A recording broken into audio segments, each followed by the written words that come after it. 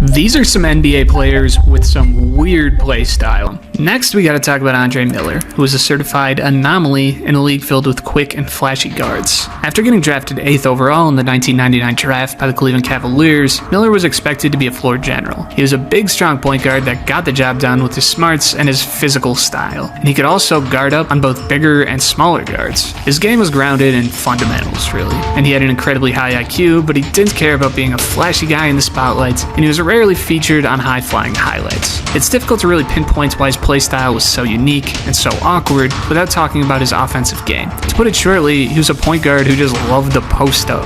It was methodical, and it gave young guards who loved to get out and run issues because it was so unusual to their typical playstyle. This style of play gave him the nickname of the Professor with his pristine footwork and insane patience. He was playing a big man's game in a point guard's body. You see, Miller grew up playing in Compton, where most of his games ended in brawls, but he worked his ass off. Fighting was just a part of the game there, and to survive, you had to be tough as nails. But by the time he was in high school, he realized he needed to stand out. And so he ended up using his strength to his advantage to bully smaller guards in the paint. He could pass the rock better than most guys too, leading the league in assists in just his 3rd season with 11 per game. And when he put the defense to sleep with surgical movements like he did, then it shouldn't be hard to find an open man. Throughout his first 3 seasons with the Cavaliers, he averaged 15, 8, and only missed a single game. And after spending some time in LA, he would sign a 6-year, $52 million deal with Denver, cementing his place in the NBA. And there he would start getting another nickname as the NBA's Iron Man. He didn't miss a single game during his first 3.5-year stint in Denver, and was damn near indispensable because of that. And he averaged about 14 and 7 in that stint as well. Each and every year, he proved to be integral to the success of the team, and he led the Nuggets in win shares in 2 of his first 3 seasons with the team, losing out in the 3rd to just an All-NBA level Carmelo Anthony.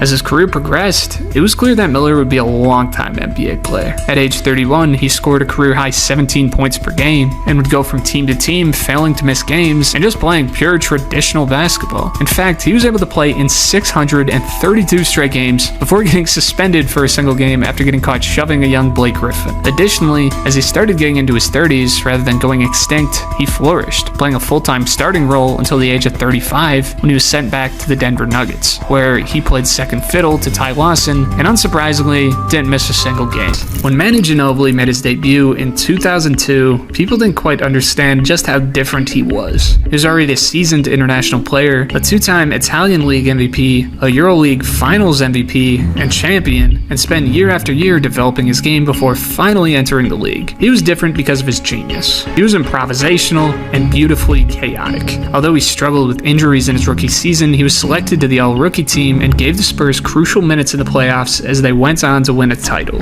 As the years went on, Tim Duncan, Tony Parker, and Manu created one of the most dominant and lasting teams in NBA history. Year after year, Manu's playstyle expanded. He thrived in tight situations and had a set of moves as he drove that were revolutionary. You know, the Euro step? Well, Manu was the one that made it a big thing in the NBA. It had been around in Europe, but it didn't make its way to the States quite yet until Manu came along. And now it's damn near an everyday occurrence. As Greg Popovich confessed in an interview, in the beginning he would do some things that I thought were unnecessary, until that point came when he came to me and said, "I am Manu, this is what I do." Ginobili's game worked because of all of those unnecessary things that he did actually worked. It was controlled chaos, and it flustered defenders. He was relentlessly effective.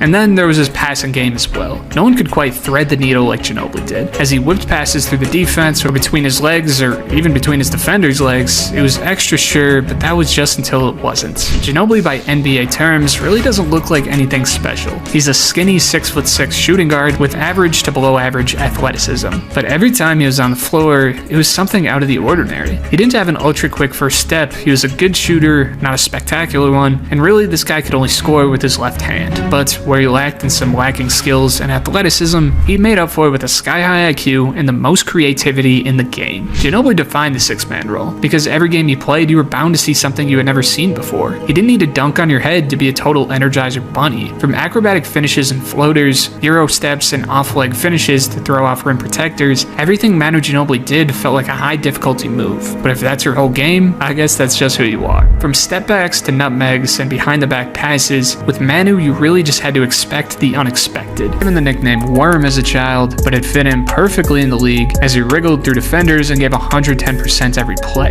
He would then win 2 straight Defensive Player of the Year awards and another title with the Pistons as he gained notoriety as the one guy that you just couldn't out-hustle. And love him or hate him, you just couldn't deny it. In the 91-92 season, he made a remarkable leap in terms of rebounding. He would lead the league in rebounds by more than 3 a game with 18.7. But who knew that this would be the start of a 7-year run where he would lead the league in boards each and every season. He would spend the first 4 years of that stretch with Detroit and San Antonio, the latter of which is where he put up one of the most bizarre 2-game stretches in NBA history, scoring 49 rebounds and scoring 0 points. Although both his runs with the Pistons and Spurs were incredible, his best work was yet to come when the Bulls famously went out and traded for him to fill the void that Horace Grant was leaving. The trade for a 34-year-old guy who was off his rocker was a gamble by most standards, but he quickly fit in. Sure, there were times where he went off the rails, like when he headbutted referee Ted Bernhard, or when he claimed that he was bisexual and that he was fucking marrying himself, but he was a winner, and that's all that mattered to MJ and the Bulls. His impact was immediate. In his first season, the Bulls had a legendary 72-10 run, and in the playoffs, nothing changed. Rodman averaged 7.5 points and 13.7 rebounds as the Bulls blew by everyone in the playoffs, losing a total of 3 games as they snagged the title. He hadn't just filled the gap that Horace Grant left, he elevated it. He was gritty, relentless, and unbreakable, but what he was also was surprisingly smart. He knew the game inside and out, and he would memorize tendencies of players and where their shots would lie if they came up short or ended up long. You weren't going to see anyone out-rebound Rodman in a one-on-one situation. Because of the drive he had to get to the ball, he could sprint into crowds and put his body on the line no matter what. Possibly the one guy who beat Joakim Noah in a contest to see whose jumper is more ugly was Shawn Marion. The Matrix came into the league as a Swiss Army knife. He was lanky on defense with 4.4 stocks per game and had a length that teams just couldn't pass up. Often listed as a small forward, Marion could guard up anywhere. His switchability was constantly on display, and he put opponents in hell on defense. His lateral quickness and freakish leaping ability made him a threat to snatch the ball away at all times, and year after year, he racked up defensive stats because of that. But he could also get a bucket too. He was subpar at best as a shooter, but his athleticism and high IQ created a lot of easy buckets for him. His jumper was one of the most awkward things you'll ever see from a pro basketball player, but it was a testament to how unique Shawn Marion was. Sure, he could hit a wide open jumper when needed, but judging by the fact that he shot 24% from 3 throughout the first 2 seasons of his career, there was definitely some consistency issues here. Nevertheless, he made it work. By his second season, he was averaging 17 and 11, and was a perfect complement to a prime Jason Kidd before eventually Steve Nash came around. In the same season that he came was Mike D'Antoni's first full season with the team. D'Antoni has become known for his fast-paced, run-and-gun, offensive-based strategy, and Marion thrived within that. Amari Stoudemire was another guy who joined the team around that time, and while he and Nash were the leaders, Marion filled the spot as the ultimate glue guy. He was able to do what he did best. Despite being 6'7", Shawn Marion was the perfect small ball player you could have. He crashed the boards, defended the rim, and could guard legitimately 1 through 5 without having to sacrifice any pace of play in the meantime. In 3 full seasons under D'Antoni, Marion would be selected to 3 All-Star teams, 3 All-NBA teams, but shockingly enough, never once would be selected to an All-Defensive team. I mean, this guy was consistently talked about as the most underrated player in the league, and despite the stats speaking for themselves, his game was so unorthodox looking that it was hard to comprehend just how bad he was cooking dudes out there. He would spend a couple of awkward transition years before finding another longtime home in Dallas. From the jump, fans loved his awkward jumper, his defensive tenacity, and his adaptability to play whatever role he was put into. He was no longer a 20-point per game guy, and was even relegated to the bench for a short period of time, but his importance was evident, and especially in the big moments. In the 2011 finals, Marion's defense and consistent play was crucial to the Mavericks' success. He averaged 14 and 6 on 48% shooting, and when you take into account the fact that he had to guard LeBron in nearly every game, while LeBron averages 18 points, it's pretty damn impressive, especially when you're reminded that LeBron is a 28-point per game playoff performer throughout his career. He would spend the next 4 years of his his career fizzling out. But by the end of his run, had more than 17,000 points, 10,000 rebounds, and just shy of 3,000 steals plus blocks. Really, his versatility was nothing short of fascinating. Spending his best years on a team that loved to run, he was able to maintain a scoring average near 20 points per game, mostly from his transition play and hustle points. But when he took that element away from him, it oddly didn't matter a ton because he gave you so much in so many different ways. In an era where positionless players really didn't exist, Marion was the anomaly. He was a guy who could get big and get boards while still having the ability to guard point guards. His career really showed that greatness doesn't always come conventionally. Marion was an awkward dude, but the energy that he brought to his teams was very unique. He didn't need the spotlight on him. For years, for Shawn, it was pure ethical hoops. There hasn't been a guy quite like Marion, but he still paved the way for many other two-way wings to come.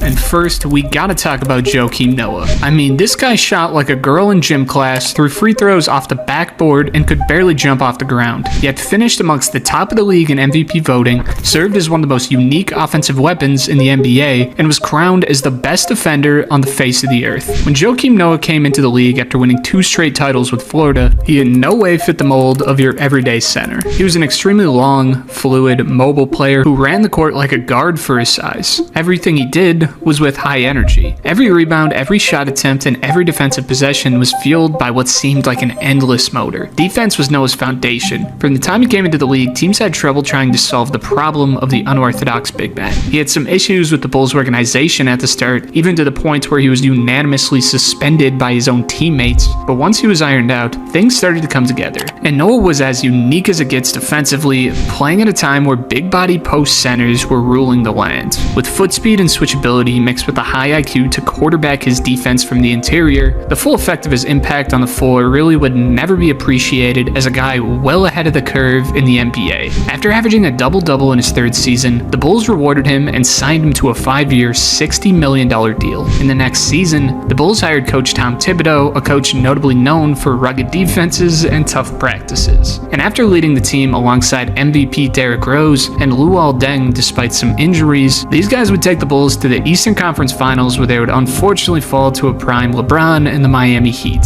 He had been able to get himself onto an all-defensive team and the gears were clearly turning. But after D. Rose fell in the next year's playoffs, the Bulls needed a leader, and Noah was there to step up. Even without Rose, Noah was able to pull the Bulls together and keep the team together in his absence, carrying the Bulls to a 48-34 record, coming in 4th for MVP voting. But he only averaged 12, 11, and 4 for the season. How the hell is this guy getting MVP votes? Well, of course, in Noah's case, his defensive impact was a major part of it. But offensively, this guy was truly one of the least talented scorers at his position. How in the world is a one-way player carrying a team? Well, for Noah, he wasn't exactly a one-way type of guy. For a big man, he was the best passer at his position and was really demonstrating levels of playmaking we had never seen before. The Bulls' offense was rough, but this was really where they stayed afloat while missing out on their sole creator in Derrick Rose. Joakim Noah was so versatile defensively and so smart offensively that guys like Steve Kerr would go as far to say he was the 3rd most valuable player in the league that season. But seriously, thank God this guy could pass the rock because he couldn't do a single other thing on the offensive end. I mean, I get these guys are NBA players and I'm a YouTuber, but I promise you boys, my bag is infinitely deeper than Joakim Noah's. This guy has the best trainers in the world and can't shoot for shit. He was quicker footed but not really explosive. Joakim Noah lobs weren't really a thing, and seeing this guy put the ball on the floor was the last thing the Bulls wanted to see. He would get his 2nd All-Star nod as a reserve in the 2nd Rose last season and was able to take the Bulls to the playoffs.